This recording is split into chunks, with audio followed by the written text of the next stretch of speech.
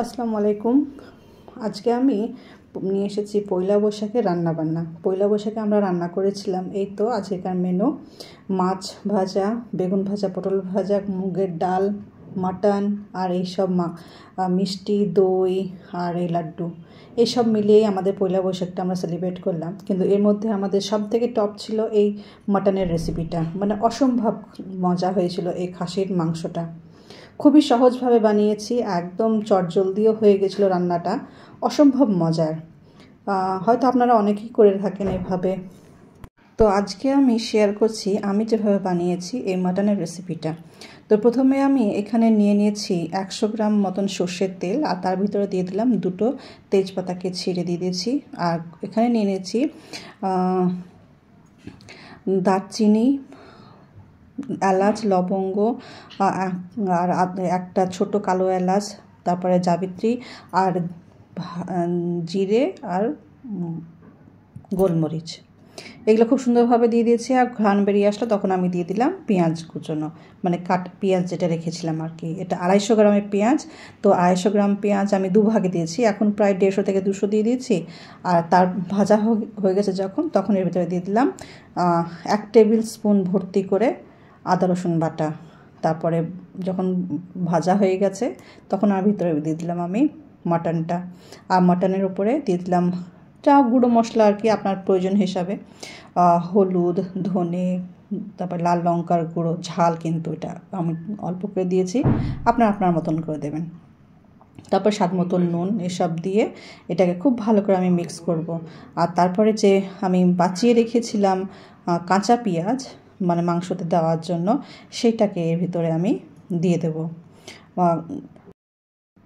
তো এইভাবে আমি কাঁচা পেঁয়াজগুলো এখন একবার দিয়ে দিলাম, যেটা বাকি রেখেছিলাম, দিয়ে খুব ভালো করে মিক্স করে এটাকে আমি ঢাকা দিয়ে কষাবো আর কি।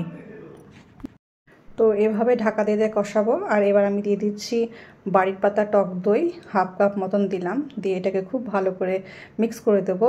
এই টাইমে কিন্তু আমি গ্যাসের ফ্লেমটা একদম লো ফ্লেমে রাখবো, আর আস্তে আস্তে এটাকে নাড়াচাড়া করে মিক্স করে নেব, যেন দইটা ফেটে না যায় আর কি।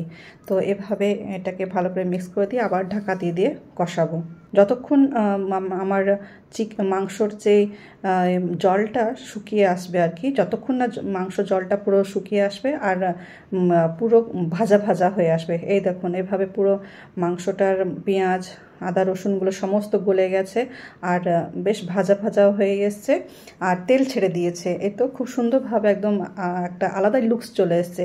তো এর ভিতরে এবার আমি দিয়ে দিচ্ছি আমার ভেজে রাখা আলু।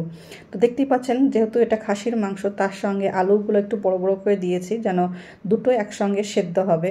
তো আর আলুগুলোকে কিন্তু আমি একটু ভাজা করে নিয়েছি, যেন ওর ভিতরে একটা আলুর যে গন্ধ থাকে সেই গন্ধটা যেন না থাকে আর কি। তো এটা দিয়েও আবার আমি আলুর সঙ্গেও মাটনটাকে খুব ভালো করে কষাবো, কষিয়ে একদম ভালো করে তেল ছাড়িয়ে নেবো। বা যতক্ষণ না ফেনা ফেনা হয়, তো সাইডে ফেনা ফেনা হয়ে বেরিয়ে গেছে, ব্যাস আমি এই টাইমে দিয়ে দিলাম গরম করা জল। আলুটা যেই কড়াইটাতে ভেজেছিলাম সেই কড়াইটাতে আমি জল গরম করে নিয়েছি, দিয়ে সেটা আমি ঢেলে দিলাম। তো ওর ভিতরে একটু তেলও ছিল, সেই তেলটাও আমি দিয়ে দিলাম। তো এবার আমি দিয়ে দিলাম ভাজা জিরের গুঁড়ো আর গরম মশলা। 2 টিস্পুন ভাজা জিরের গুঁড়ো দিয়েছি, আর গরম মশলা দিয়েছি 1 টিস্পুন। দিয়ে খুব ভালো করে মিক্স করে এইভাবে আমি সমস্ত মশলা দিয়ে ভালো করে ঢেকে আমি এটাকে সেদ্ধ করে নেবো যতক্ষণ না এটা সেদ্ধ হচ্ছে। একদম ঠিকঠাকভাবে এই তো লাস্ট পর্যায়ে চলে এসছে একদম রান্নার। আর খুব সুন্দরভাবে একদম মানে গ্রেভির পরিমাণটাও আছে, আলুগুলো খুব সুন্দরভাবে সেদ্ধ হয়েছে, সেটাই আমি দেখে নিলাম। এই দেখুন আলুটা একদম মানে ফেটে ফেটে গেছে ধারগুলো। আর বেশিক্ষণ আমার এটা সেদ্ধ করার দরকার নেই। এই দেখুন আলুগুলো এই দেখুন কত সুন্দর একদম নরম হয়ে গেছে।